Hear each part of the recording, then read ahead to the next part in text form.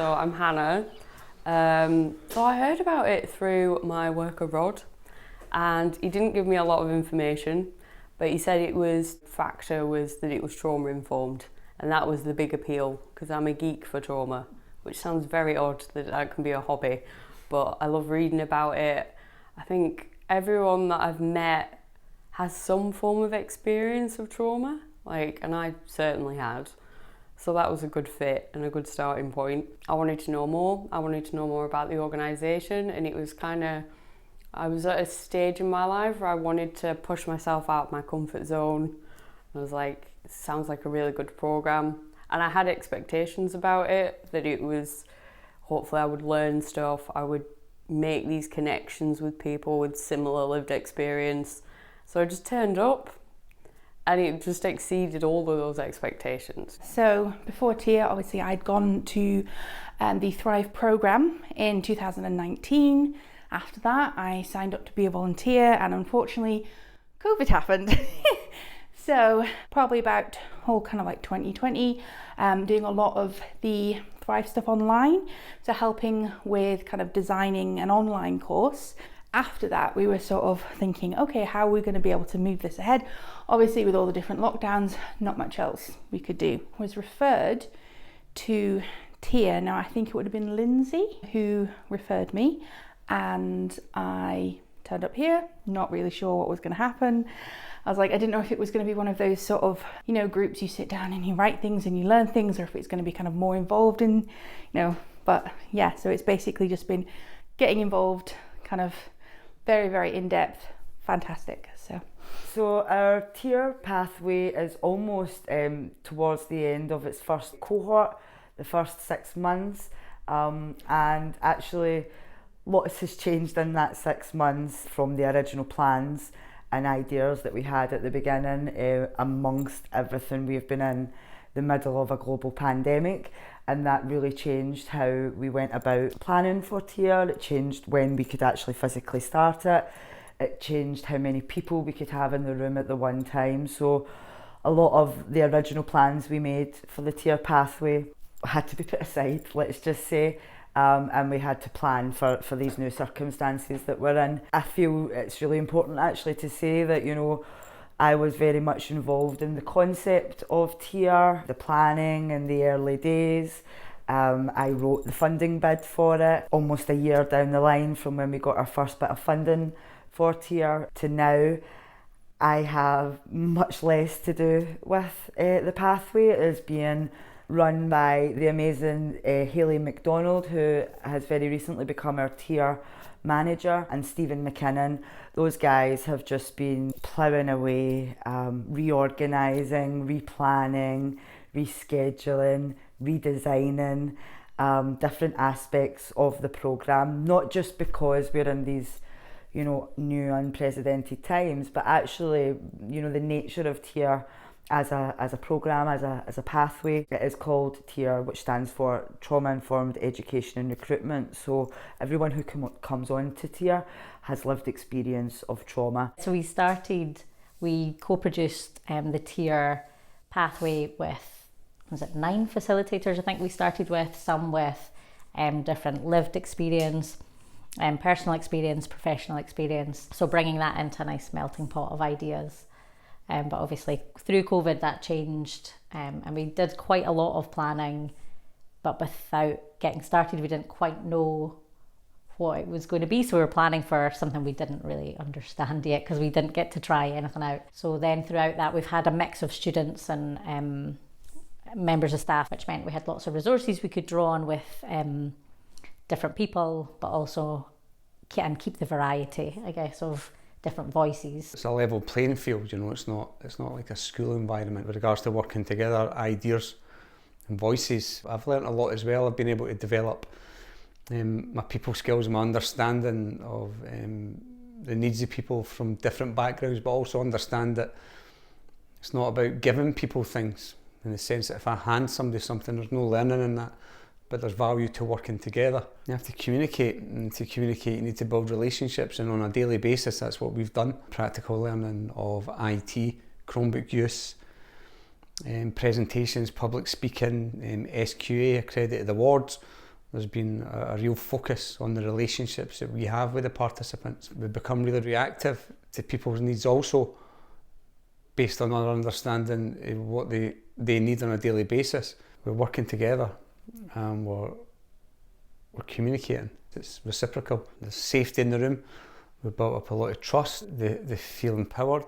Choice, safety, collaboration, trust and empowerment. Yeah, it's all down to relationships, all down to the learning. I think we started off the tier pathway with an idea of what it would be, as much as we could, adopting a core productive strategy. They've enabled us to develop it based on their needs, giving us information on what works for them, what did work, what didn't work, how we could change it. So now we have a core of resources based on not just a blanket understanding of people's needs, but based on individual needs, individual feedback. But it seems to be all coming together. But it's not been easy. Let me tell you, it's not been easy. And they say sometimes that co-production can be messy, and I would definitely testify to that. But I think it's the only way moving forward. They've started something here with here, and it's interesting to see where it goes. Well, obviously with lockdown and stuff, I was working at the time. In the middle of lockdown I got made redundant and a few other things happened. It was actually my sister that told me about it and said that it would be really good for me. I didn't really think it was for me at the time, and obviously my confidence wasn't very good.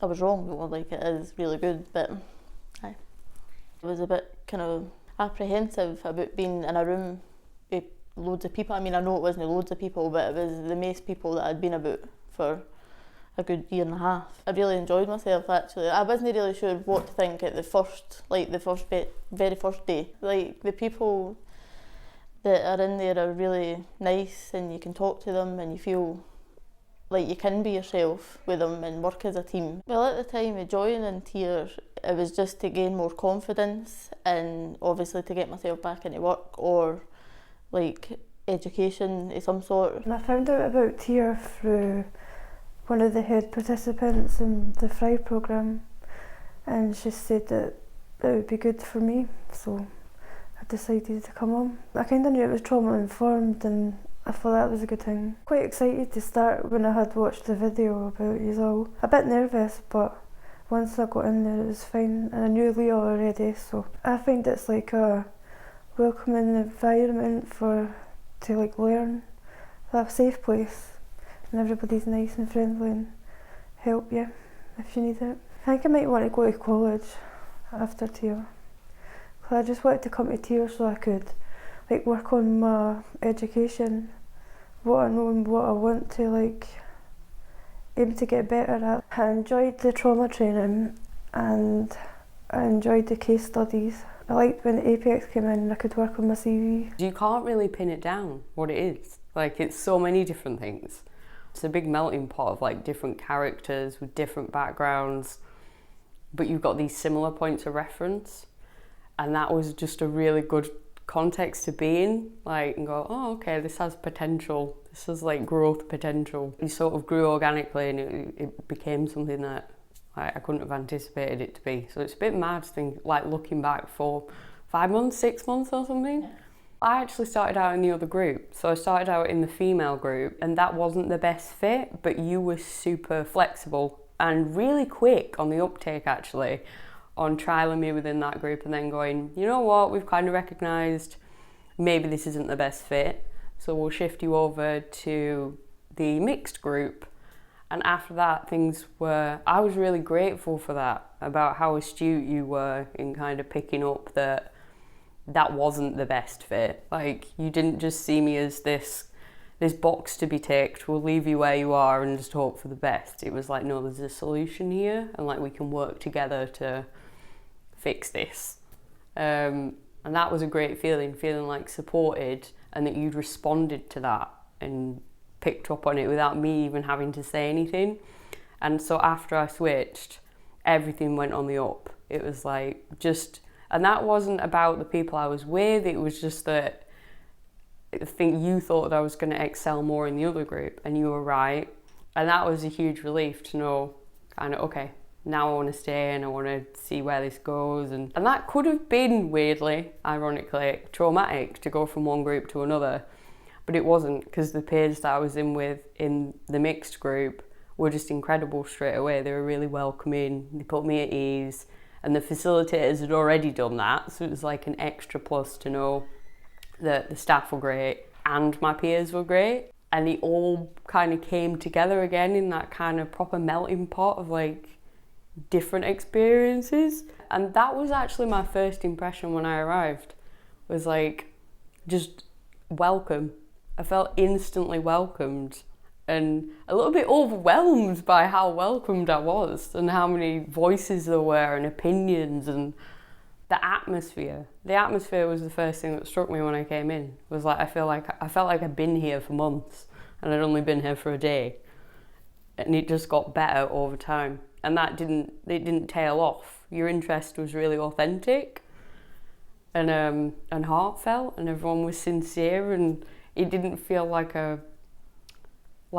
kind of that stifling learning environment. It didn't feel false, or like I was going to an institution to like learn. Do you know what? It's going to sound crazy, but I actually really did enjoy the tier talk. I was really apprehensive about it at first, but it was amazing. Like after it, like the feeling, just the rush you get, it's really good. Obviously, I don't know if I'd be able to do it in front of a bigger group, but I was quite comfortable. I'm quite liking the thing that we're doing now about co-production, the soup, bringing people together, and you've each got different roles and it all just kind of comes together. So what were your first impressions of tier?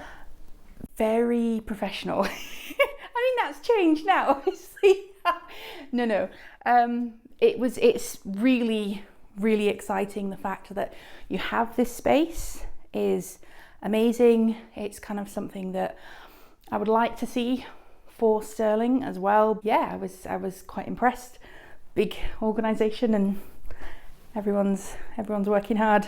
At first, kind of, it's what the idea of lived trauma. I kind of was like, okay, is this going to be something where they talk about what's happened in your life and how you can apply it? But it's a lot more detailed. It's the idea of taking things that have happened to you, which could be seen as a negative, and basically using it to kind of do whatever you want to do.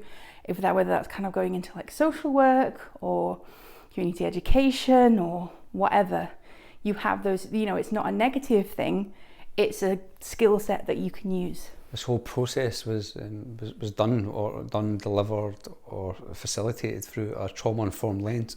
And not only did we understand the importance of being trauma-informed, we also understood that we had to capture how we were delivering that. So we developed an evaluation tool in which we detail how a trauma-informed lens was used on a day-to-day basis. And we also evaluated participant feedback on a day-to-day basis also.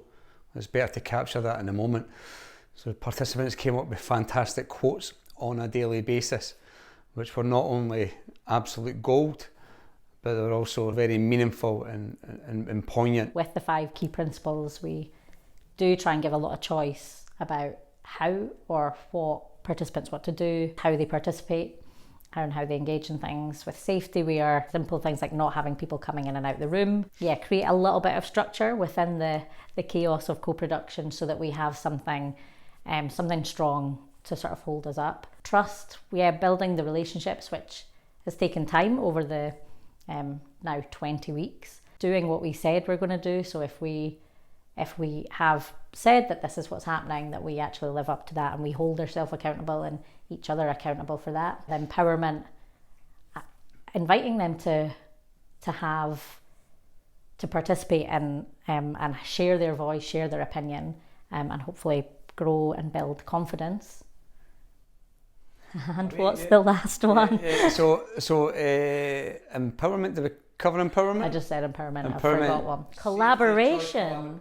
Focusing on relationships, it's clear to see we have built trusting relationships in a safe environment, work together.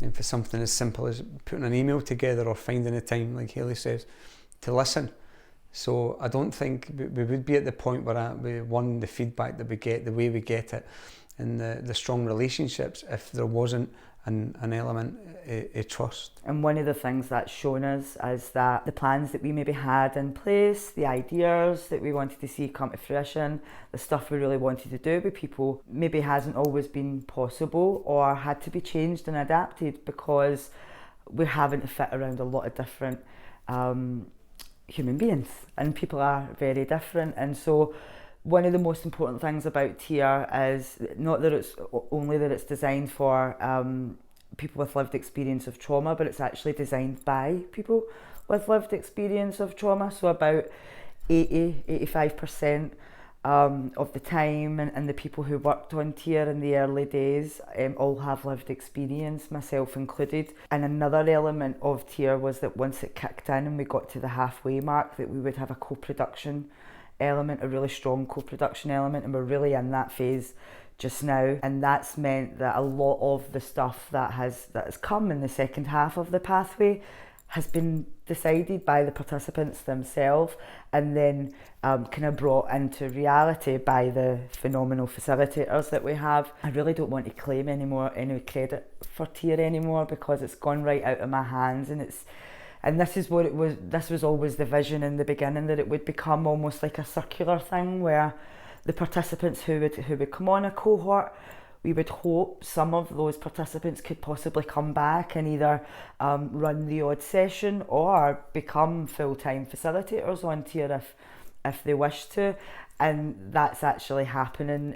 We're really, really happy to say we have at the moment one person who is definitely coming back in January to teach on the new cohort. She's currently out doing training just now with us within the community, doing some workshops and attending some different events to help her train up to come back and actually deliver on the programme that she took part in. Since I've started here, I was offered a position within RLP, and I'm like, I don't want to sound too giddy, but it was like the dream come true. Like, I've always wanted to like be in some form of like facilitating groups, teaching, giving back, like being around people like me and giving them like useful tools to like help them progress. And then RLP and I was already in love with RLP as it was from what I'd seen, like, and that was the dream, to be sat down and told like, we want you to come back and teach and be like a facilitator at TIER. And my head was spinning and it didn't feel real until I started like 2 weeks ago. So doing community development stuff, and I want to cry a little bit, but I'm not going to. So doing that's enough with like everything else. And I've started like my counselling course, and it's mad looking back. Like, it's not even that amount of time, but so much stuff has changed. Like in the past 6 months, I feel unrecognisable, but in a really positive way. And it's exciting to think like what's going to come next, because I couldn't have anticipated what's come this far. So who knows, I could rule the world in 6 months. You never know. I want to go back to further education, whether that's going to be college, whether that's going to be university, looking into, again, community education, social work, or mental health counselling. That's obviously like the long-term plan, so fingers crossed. I liked co-production. That was something, the idea of being given choice is something that's very, very important.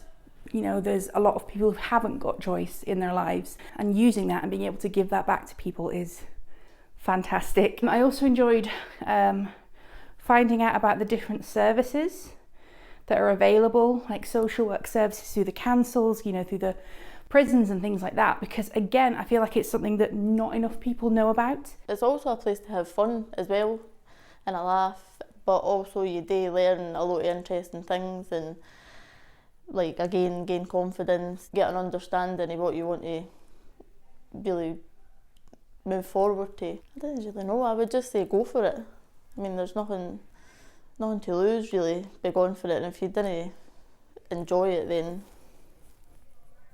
that's fine as well. You know what I mean? Okay. But I think they would though.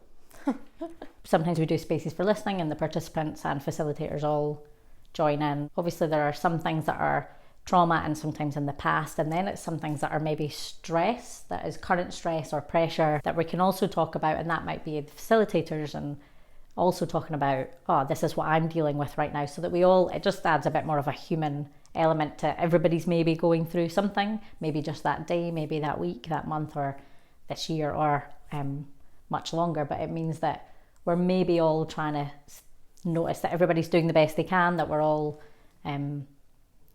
bringing as much of ourselves to it as we can. And maybe if things aren't going right for some reason, that there is maybe a reason behind it, and we can offer a little bit of understanding and compassion to each other. And we've got a great team of other people that come in, other visitors who've come in to talk about things that are maybe more of their speciality, or other staff members throughout RLP. The support that Shumela gives us, but also the freedom, which I think has helped the facilitators go on quite a developmental pathway as well. Yeah. It's been a huge journey, and just touching on what Hayley said there about the other members of staff that are in the building, there's a huge wealth of experience, not just lived experience, but like Hayley said, professional experience, personal experience, sporting backgrounds, academic backgrounds. I mean, it's a great mix and a great variety. It leads to some very interesting conversations, very interesting development of resources.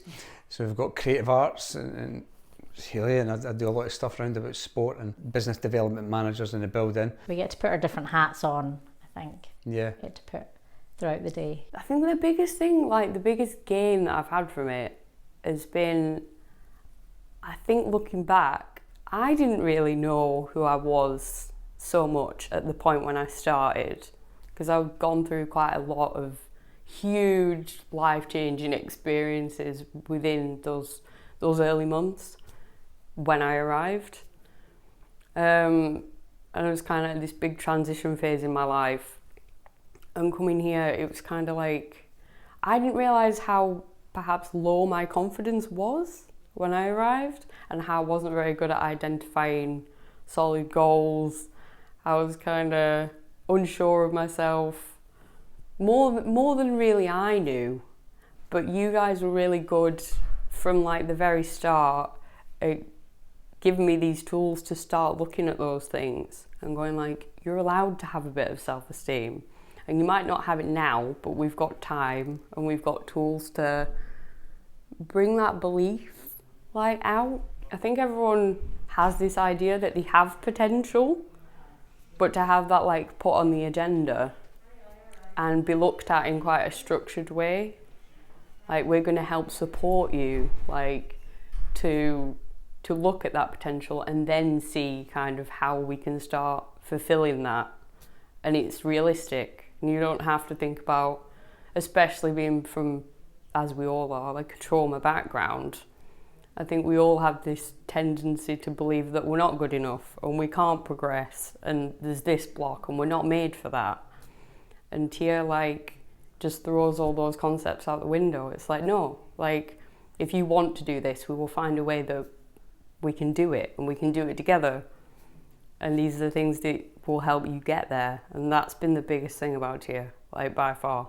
And I didn't expect that, because I didn't have any expectations, because I didn't really know what it was. And sometimes I think that's quite funny about it as well, is like sometimes I don't feel like it knows what it is, but that's like one of its best qualities, because it's like it's sort of writing itself as you're writing it, and you're writing yourself, and it all kind of feeds in together, which is pretty mint. I think it's more learning what you're good at and what you need to work on. And building your confidence is one of them, and knowing that you can do it. Just the main thing for me is it being trauma informed, that it's like people that have actually lived and experienced trauma. I think it's good. That is the ultimate goal of the pathway, is to get people into a positive destination at the end, a meaningful destination really. And so where we have someone coming back to facilitate, we also have various people, we have a couple who left early because they've gone into employment already. We've got a few who are going on and doing volunteering for us in our Crafty Kids department, and we have some who are going on to pursue higher or further education. Also a really strong theme throughout the Tia pathway is people wanting to pursue further qualifications or retrain in an area that's new to them. If you have lived trauma, I think it's going to Not necessarily be like, okay, those things that happened were absolutely fine, but it gives you the opportunity to see that while, you know, you went through that, other people don't have to. You've been given the tools to make sure that people won't go through the same things that you did. I can't recommend it enough, really. There's not enough words in the English language, positive words. You'll get out of it what you put in. Like, if you come here and you engage and you listen to the people. Everybody here has different experiences, but along similar lines. So you'll find like so much identification and a space. It's your space, and you get to occupy that space, but you get to share it with other people at the same time. So it's really reciprocal, and it's about growth. It really is about growth. That's the best thing. And you're given that chance and that time, like, and you can invest in it. Everyone invests in it together. That's how it works. And yeah, there should be more opportunities for people with trauma experience and lived experience to feel like they're listened to and they're contributing and they're valued.